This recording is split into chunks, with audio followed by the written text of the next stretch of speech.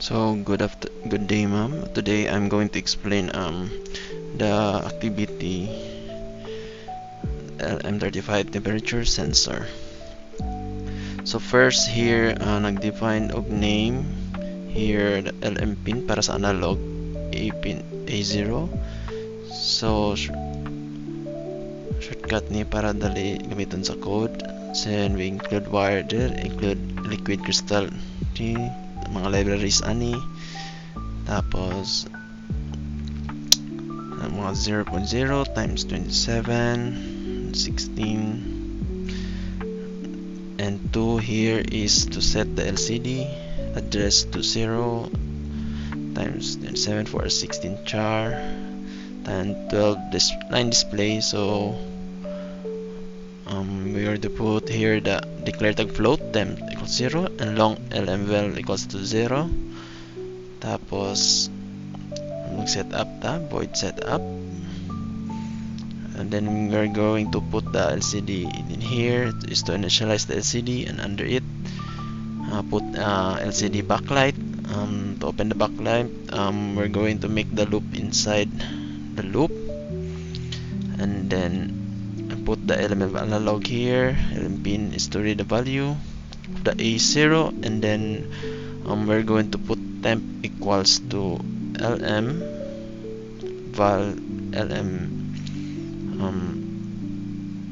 times 0.0048828125. So here next under it is the LCD set cursor. 5 and 0 here is to place the cursor on the 5 column, and 0 row under it is we to print the LM35, and it will be shown in that row. So we're going to set the cursor 0, and is to place the cursor 0 to column and 1 row under it. I'm going to put the print the temperature equals to print the temperature, and then next we're going to set the cursor 0 5 and 1, and then first I'm going to put the temp here, which is the temperature, and then print char 2 to 3.